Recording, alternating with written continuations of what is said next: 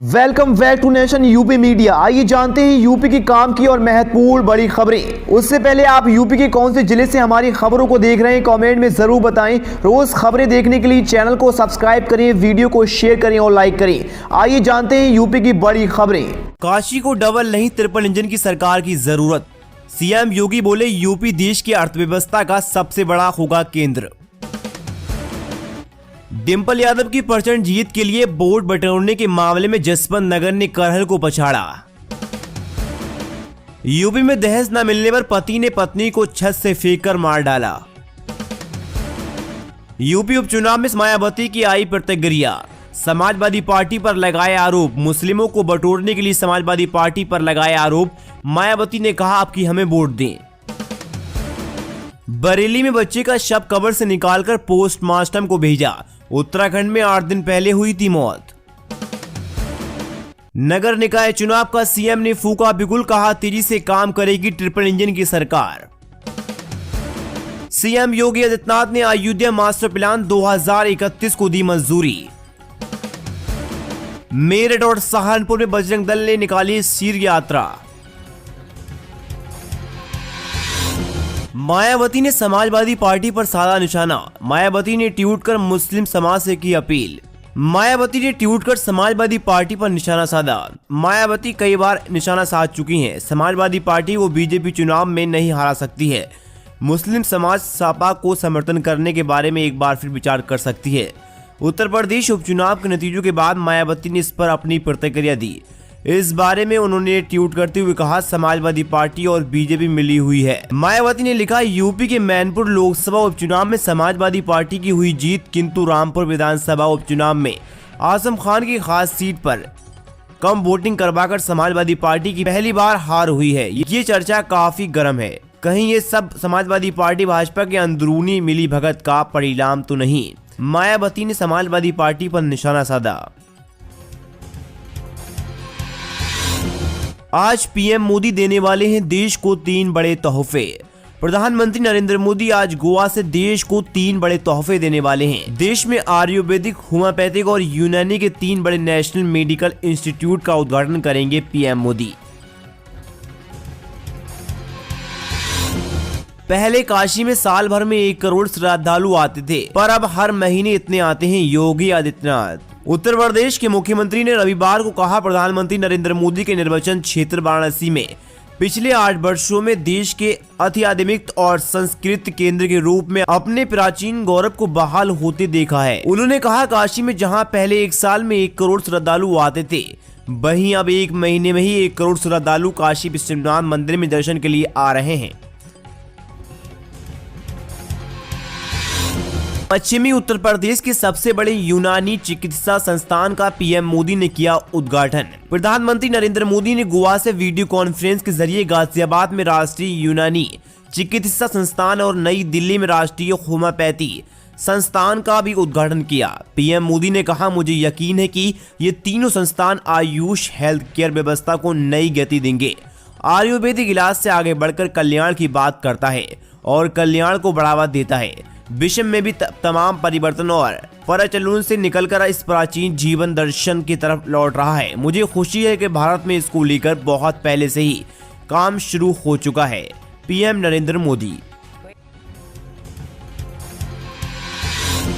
CM योगी बोले PHC में जल्द टेली कंसल्टेंसी और टेलीमेडिसिन की सुविधा होगी उपलब्ध। उत्तर प्रदेश के मुख्यमंत्री योगी आदित्यनाथ ने राज्य में बेहतरीन स्वास्थ्य सेवा के महत्व पर जोर देते हुए रविवार को कहा कि सभी प्राथमिक स्वास्थ्य केंद्र पीएचसी बहुत शीघ्र टेली कंसल्टेंसी और टेलीमेडिसिन जैसी सुविधा से लैस होंगे। यूपी की शादियों में नहीं बजेगा डीजे, नकारात्मक राजनीति करने वालों को मैनपुरी की तरह जनता करेगी सफाया। यूपी की शादियों में रौनक नहीं देखने को मिलेगी। सुप्रीम कोर्ट के एक आदेश के बाद योगी आदित्यनाथ के नेतृत्व वाली सरकार ने लाउड स्पीकर और हाई वॉल्यूम पर प्रतिबंध लगा दिया। वहीं समाजवादी पार्टी ने अध्यक्ष अखिलेश यादव और उनकी पत्नी डिंपल यादव मैनपुरी लोकसभा सीट पर ऐतिहासिक जीत के बाद वो समाजवादी पार्टी कार्यकर्ताओं से भेंट करने पहुंचे। इस दौरान मैनपुरी जनता का धन्यवाद किया। नेताओं के समझाने पर नहीं माने व्यापारी, पूरा दिन बाजार बंद कर किया प्रदर्शन। अम्बेडकर नगर में 11 दिसंबर को बसखरी थाना क्षेत्र के शुक्ल बाजार में कानून व्यवस्था को चुनौती देने एवं व्यापारियों में दहशत फैलाने के लिए वारदात को संज्ञान लेकर पुलिस के उच्च अधिकारियों के साथ राजनीतिक पार्टी के नेताओं ने भी मौके पर पहुंचकर व्यापारियों को सुरक्षा दिलाने का आश्वासन दिया। 5 बच्चों की मां प्रेमी के साथ हुई फरार, सुसाइड धमकी देकर मकान कराया अपने नाम, पुलिस से गुहार लगा रहा है पति। उत्तर प्रदेश के जिले बरेली में हैरान कर देने वाला मामला सामने आया। दरअसल एक 38 साल की महिला व 5 बच्चों की मां अपने प्रेमी के साथ फरार हो गई। इतना ही नहीं, वह घर में रखे 25,000 रुपए और सोने के जेवरात भी लेकर फरार हो गई। ऐसा बताया जा रहा है कि उसका पिछले 1 साल से पड़ोस में रहने वाले युवक के साथ प्रेम चल रहा था। उसके भाग जाने के बाद पति ने पुलिस से पत्नी की बरामदगी को लेकर गुहार लगाई और कहा कि उसके बच्चों का क्या होगा। कानपुर में 4 बांग्लादेशी नागरिक गिरफ्तार, 2 पासपोर्ट और कई आधार कार्ड मिले। यूपी के कानपुर में पुलिस कमिश्नर को रविवार को बड़ी सफलता हाथ लगी। कानपुर पुलिस ने 4 बांग्लादेशी नागरिक पकड़े। गिरफ्तार बांग्लादेशी नागरिकों के पास 2 पासपोर्ट और कई आधार कार्ड मिले। साथ ही कई देशों की विदेशी करेंसी भी बरामद की गई। ये सभी पाकिस्तान, मलेशिया, नेपाल की यात्रा कर चुके थे। इन सभी को मूलगंज थाना क्षेत्र में गिरफ्तार किया गया। बताया जा रहा है कि पुलिस ने सूचना के बाद एक संदिग्ध को गिरफ्तार किया। इसका नाम रिजवान है। पूछताछ के बाद युवक बांग्लादेशी नागरिक निकला। पुलिस ने आगे की तहकीकात शुरू कर दी। रविवार को सभी 4 लोगों को गिरफ्तार कर लिया। दरअसल ये युवक कानपुर में रहकर लगातार कई देशों की यात्रा कर चुका है, जिसमें पाकिस्तान, बांग्लादेश, मलेशिया, नेपाल शामिल है। अखिलेश यादव और डिंपल यादव एक बार फिर पहुंचे मैनपुरी की जनता के बीच। ऐतिहासिक जीत के लिए जनता का जताया आभार। मैनपुरी लोकसभा उपचुनाव में समाजवादी पार्टी प्रत्याशी डिंपल यादव ने ऐतिहासिक जीत दर्ज की।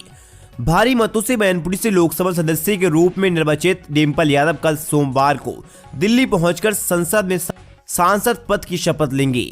उनके साथ अखिलेश यादव भी दिल्ली आएंगे। दिल्ली आने के पहले रविवार को समाजवादी पार्टी अध्यक्ष अखिलेश यादव और सांसद के रूप में निर्वाचित डिंपल यादव एक बार फिर मैनपुरी की जनता के बीच पहुंचे और भारी मतों से विजय बनाने के लिए कार्यकर्ताओं समेत लोगों का आभार जताया।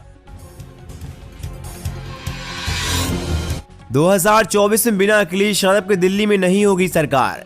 यूपी उपचुनाव में समाजवादी पार्टी को मिली जीत के बाद पार्टी के बड़े बड़े दिग्गज नेताओं ने आगामी निकाय चुनाव और 2024 के लोकसभा चुनाव को लेकर पूरी ताकत झोंकना शुरू कर दी। इसको लेकर समाजवादी पार्टी के पूर्व मंत्री अरविंद कुमार सिंह गोप ने बाराबंकी में अपने आवास पर पार्टी कार्यकर्ताओं के साथ बैठक की। इस दौरान उन्होंने कहा 2024 के लोकसभा चुनाव में बिना अखिलेश यादव के केंद्र में सरकार नहीं बन सकती। उन्होंने कहा आज बेरोजगारी बढ़ी है, जिससे सभी वर्ग के लोग परेशान हैं। इस दौरान उन्होंने रामपुर उपचुनाव में सत्ता के दुरुपयोग की बात कही।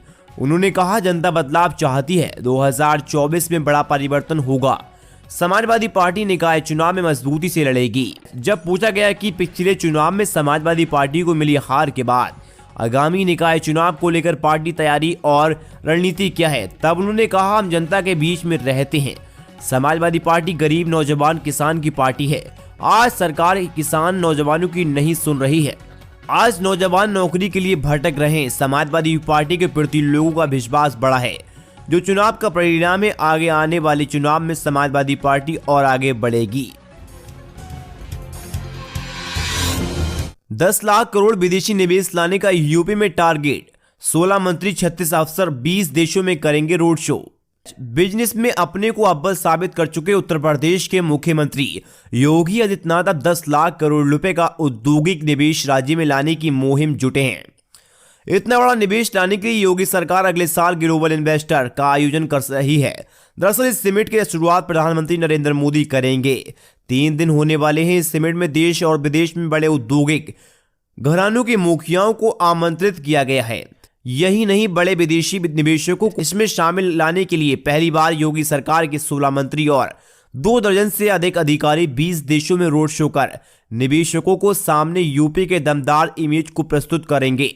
इसके साथ ही उन्होंने बताया कि औद्योगिक निवेश करने के मामले में यूपी भी भारत का एक बेहतर राज्य है। काशी को डबल नहीं ट्रिपल इंजन सरकार की है जरूरत। सीएम योगी बोले यूपी देश की अर्थव्यवस्था का सबसे बड़ा केंद्र है। उत्तर प्रदेश जिला वाराणसी में रविवार को राज्य के मुख्यमंत्री योगी आदित्यनाथ काशी दौरे पर पहुंचे। उन्होंने कहा काल भैरव मंदिर समेत बाबा विश्वनाथ के दर्शन भी किए, मगर इससे पहले वह ट्रिपल इंजन की सरकार की जरूरत है। योगी आदित्यनाथ ने कहा इसका मतलब है कि बीजेपी केंद्र प्रदेश समेत निकाय में भी अपनी जगह बना सकेंगे। आगे कहते हैं कि नगर निकाय चुनाव में भाजपा की जीत का विकास ट्रिपल इंजन मॉडल के रूप में होगा। इससे शहर के विकास को 3 गुना ऊर्जा के साथ आगे बढ़ाया जाएगा।